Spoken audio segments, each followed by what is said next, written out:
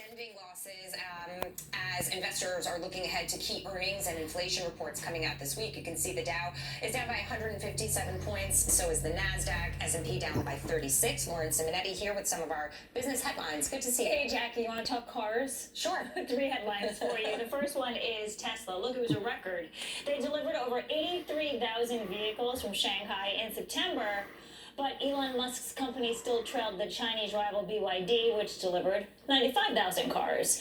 And RBC cut the price target on Tesla to $340, so still quite a bit higher than it is now, but it was a cut. It's worried about current quarter U.S. deliveries because a lot of people might push them back to 2023 because then they can get the tax credit that becomes available next year.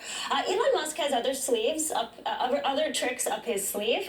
Tesla's semi-tractor trailer will be delivered starting December 1st. Pepsi will get the first one.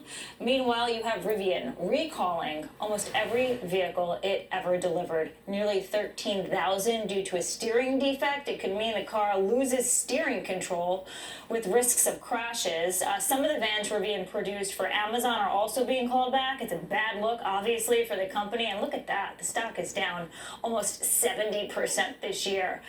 Not all EVs that we're talking about today, even though many of those names are in the red. UBS downgrading several automakers, including Ford. Look at Ford, $11.30 a share, down 7%. It says they're worth $10. The reason is demand is weakening just as supply is growing. And UBS says a 3-year run of, quote, unprecedented pricing and margins is about to end. And to me, Jackie, that sounds like a recession warning. It sure does. And the signs keep pointing that way. It's unfortunate. Lauren, it's great to see you. You too. We'll see you again soon. The average electric car, speaking of them, the price in the United States is hitting $66,000. And the cost of replacing the battery doesn't come cheap either. That is another huge problem. Fox Business correspondent Jeff Flock joins me with the details. Hi, Jeff. Some of these problems popping up, Jackie. Hello to you. I'll tell you, no recession out here at the Tesla superchargers in King of Prussia, Pennsylvania. Look at them all. You get black ones, red ones, white ones, blue ones. There are 16 ports here, and I tell you, most of them are filled right at the moment. But yeah, what happens if you get in a problem with your Tesla? Like, for example, a hurricane. Take a look at the pictures from Florida, where some of the Teslas and other electric cars got flooded. What happens when you flood an electric car? Well, we didn't know before, maybe, but now we do. Potentially the battery starts to burn. You get heat buildup, which I'm told leads to something called thermal runaway. That is, the electrolytes catch on fire, more heat causes more electrolytes to catch on fire, and it just keeps building. So it's kind of a problem to put the fires out. The other thing that we're finding in terms of electric vehicles is the charging networks, like where I am right now. These are the Tesla superchargers, and there are, of course, lots of superchargers out there and other charging units. Well, they are vulnerable to hack, as it turns out. Take a look at the numbers on how many there are. 47,000 charging stations right now, 118,000 charging ports and points. And in addition to the problems that, you know, do you have a place to charge? Is there enough of it out there? Take a look at what one of the companies found when it looked into these charging stations, that you could hack into it and disable and impersonate the administrators on the unit.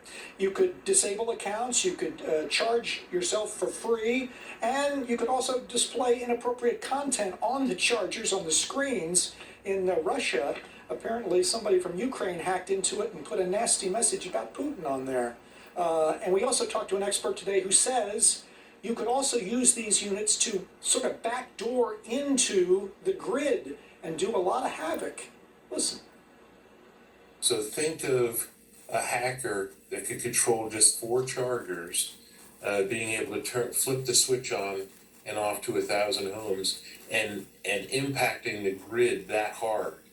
The grids are not made to see that type of a load turned on and turned off, and we could actually see grid impact. This is, Jackie, where the charging ports kind of interface with the grid, and these units that you see right here, they say theoretically this is possible. Has not happened to our knowledge yet here in the U.S., although they've had some hacks in Europe and, as I pointed out, in Russia. Things you haven't thought about. when it comes to new vehicles. Jackie. Jeff Locke, you always bring us things we haven't thought about. Great reporting, as always. Thank you. My next guest says that banning gas-powered vehicles will have predictable and bad results. Joining me now, American Energy Alliance President Tom Pyle. Tom, let's start with Jeff's report there. So many problems with electric vehicles still. The infrastructure is not in place. The batteries are a problem as well. The costs are high. And yet you've got an administration that has attacked the fossil fuel industry and doesn't want to see gas-powered vehicles on the road. So explain to us how this is going to play out given what we've seen so far. Well, Jackie, the report is just the tip of the iceberg. If you ban, like we didn't ban the flip phone in order for us to get an iPhone. There's nothing wrong with electric vehicles per se, but these policies, this industrial policy at the federal level, and then you see states like California and now New York banning internal combustion engine vehicles into the short future, is going to place a tremendous impact on motorists, people, consumers. As you mentioned, the cost of an EV is already $20,000 plus more than a regular car. They're not reliable, as you saw in the hurricane example. These trucks lose their charge when you even tow like a little bit of weight behind them. Not to mention the fact that if we're going to put all these cars on the grid, it's going to have a huge impact both in terms of reliability and stability of the grid. So there's just a whole host of problems with these. And the idea that we're going to move charge forward and ban regular cars is just silly.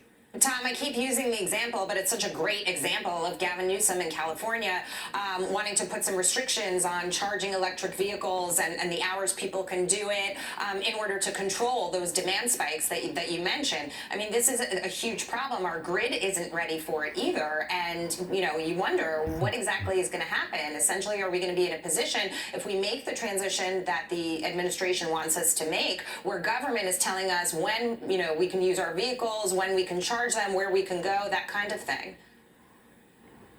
Yeah, it's really bad. I mean, you have a blackout in California, and they're asking you to double the load of the electricity grid. And also, the mining and materials needed for these are sourced almost exclusively by China. And to get to the levels that the Biden administration is talking about, we're talking in excess of 20 times more lithium and cobalt. By sheer economics, that means the price is only going to go up, not down in the future. Yeah, and you bring a fantastic point with respect to the batteries, right? China was an early mover on the technology there, and the United States is nowhere even close to being able to produce the batteries at the rate that we would need to bring that production home here. And so yet I look at this situation and say to myself, it's another example where we're going to continue to be more reliant on China. The object, I thought, was to be less reliant on that country.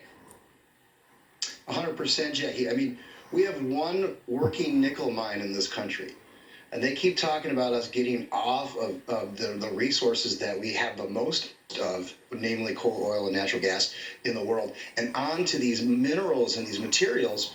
We need to actually open up the ability to produce them here as well, and that's not happening at the same time they're clamping down on fossil fuel. This is, think about it. Where are people who live in apartments going to charge? They're already talking about like not parking in garages because of the fire risks that were mentioned. Right. So look, this is industrial policy at its worst, and frankly, the autos should be a little bit ashamed of themselves for playing along. Tom, always great to see you. Thank you so much. We'll have you back soon. Coming up, New York's crime surge hitting a little too close to home for one gubernatorial candidate. Could the crime wave be knocking on your door soon? We're going to have all the details right after this.